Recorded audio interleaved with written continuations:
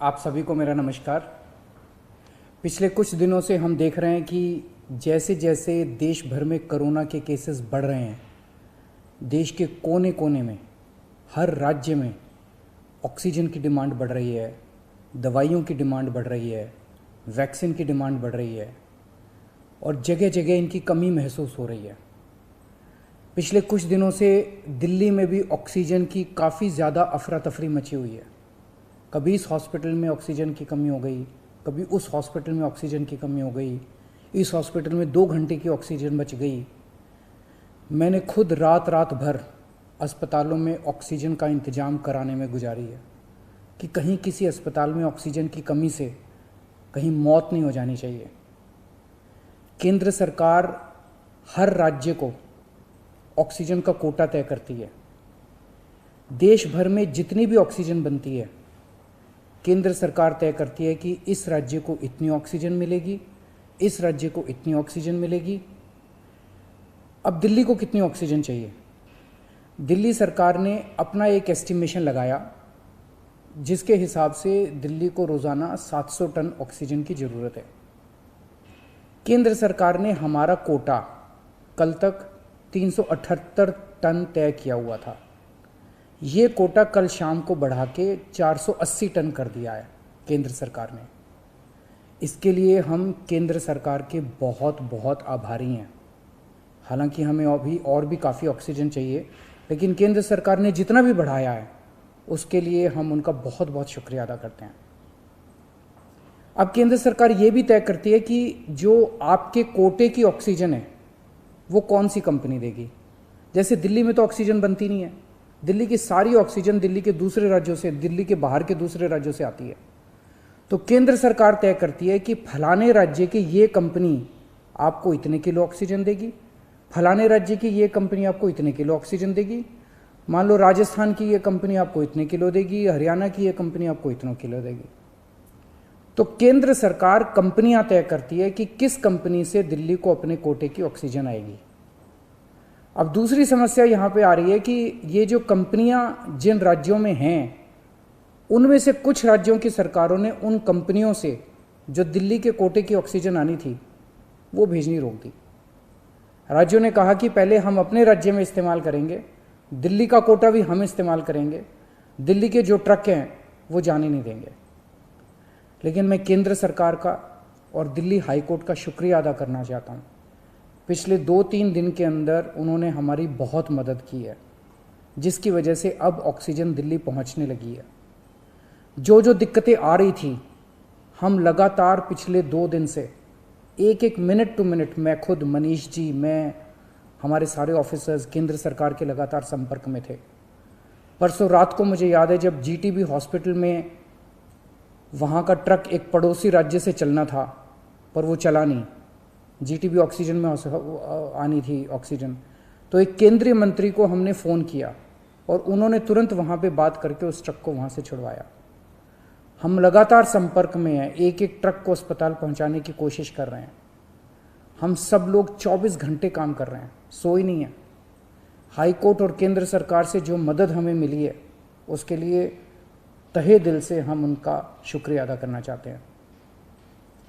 जो कोटा हमारा बढ़ाया गया है अभी ऑक्सीजन का, उसमें उड़ीसा से काफ़ी ऑक्सीजन आनी है, तो बढ़े हुए कोटे की ऑक्सीजन को भी दिल्ली पहुंचने में कुछ दिन लग जाएंगे। हम कोशिश कर रहे हैं कि अगर हो सके तो हवाई जहाज के ज़रिए उड़ीसा के से ऑक्सीजन लाई जा सके। जब हमने लॉकडाउन लगाया था, मैंने आपको बोला था कि ये 6 दिन का जो लॉकडाउन है, ये 6 दिन हम आराम नहीं करने वाले, हम 24 घंटे काम करेंगे। इन 6 दिनों को हम इस्तेमाल करेंगे दिल्ली के हेल्थ इंफ्रास्ट्रक्चर को और सुदृढ़ करने के लिए। इन 6 दिनों में दिल्ली में जो ऑक्सीजन की कमी है उसको ठीक करने के लिए, दिल्ली में जो बेड की कमी है उसको ठीक करने के लिए, और हम 24 घंटे लगे हुए हैं दिल्ली के हेल्थ इंफ्रास्ट्रक्चर को और इम्प्रूव करने के लिए। इस लॉकडाउन के 6 दिन जो हमें मिले हैं, इन 6 दिनों में हम पूरी कोशिश कर रहे हैं। एक और बात, ये बहुत बड़ी आपदा है। इस आपदा में अगर हम सारे लोग हरियाणा, पंजाब, तमिलनाडु, गुजरात, पश्चिम बंगाल इसमें बट गए तो भारत नहीं बचेगा। इस वक्त हमें एक दूसरे की मदद करनी है, हमें भारतीय बनना है, हमें इंसान बनना है। देश के लोग आज सभी न्यूज़ चैनल पे देख रहे हैं कि दिल्ली में आने वाला ट्रक किसी और राज्य ने रोक दिया, मध्य प्रदेश में जाने वाला ट्रक फलाने राज्य ने रोक दिया। ये तो ठीक नहीं है, लोग ये नहीं चाहते। देश के लोग आज ये देखना चाहते हैं कि दिल्ली ने किसी दूसरे राज्य की मदद कैसे करी, उत्तर प्रदेश ने किसी राज्य की कैसे मदद की। हम एक साथ मिलके आपदा से लड़ना है हमें, तभी भारत बचेगा। अभी तो समय ये है कि उत्तर प्रदेश वाला दिल्ली की मदद करे, दिल्ली वाला हरियाणा की मदद करे, हरियाणा वाला बिहार की मदद करे, बिहार वाला गुजरात की मदद करे। हम सारे लोग अगर एक दूसरे की मदद करेंगे तभी तो भारत बचेगा। और अगर इतनी मुश्किल घड़ी में भी हम सारे एक दूसरे से लड़ने लग गए तो अगर भारत राज्यों में बट गया इस समय तो फिर भारत को कौन बचाएगा। मेरी सारी नागरिकों से अपील है, सारी सरकारों से अपील है कि आइए मिलके एक होके लड़ते हैं।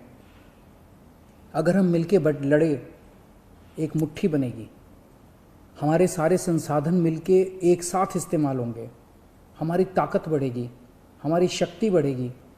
और अगर हम बट गए तो फिर कोई हमें नहीं बचा पाएगा। मैं सभी राज्य सरकारों से कहना चाहता हूँ कि दिल्ली का मुख्यमंत्री होने के नाते मेरे से जो बन पड़ेगा, मेरे हाथ में जो होगा, आप मुझसे मांगिए, मैं दूंगा। पूरे देश की मदद करेंगे। अगर दिल्ली में हमारे पास ऑक्सीजन ज़रूरत से ज़्यादा होगी तो हम दूसरे राज्यों को ऑक्सीजन देंगे। अगर हमारे पास किसी दवाई की ज़्यादा मात्रा होगी तो वो भी हम दूसरे राज्य के साथ बांटेंगे। और जब दिल्ली में कोरोना कम होगा और किसी दूसरे राज्य में डॉक्टर्स की ज़रूरत हुई, हम वहाँ डॉक्टर्स भी भेजेंगे। हम सभी भारतवासी हैं, हम अपने देशवासियों की मदद करेंगे, सभी राज्यों की मदद करेंगे, क्योंकि ये बीमारी कोई बॉर्डर देख के नहीं फैलती। मैं उम्मीद करता हूँ कि इसी भावना के साथ हम सभी मिलके एक साथ, सारी सरकारें, केंद्र सरकार, सारी राज्य सरकारें, हम मिलके काम करेंगे, एक भारत बन के काम करेंगे कोरोना को हराने के लिए। हमें पूरी दुनिया के सामने दिखा देना है कि विश्व में सबसे ज़्यादा कोविड केसेस भारत में होने के बावजूद कैसे भारत के लोगों ने, यहाँ की सरकारों ने मिलके कैसे इस आपदा से लड़ाई की, कैसे हमने सारा प्रबंधन किया। भारत के लोग दुनिया को दिखा देंगे कि कैसे एक साथ मिलके इस खतरनाक बीमारी को हमने हराया। जय हिंद।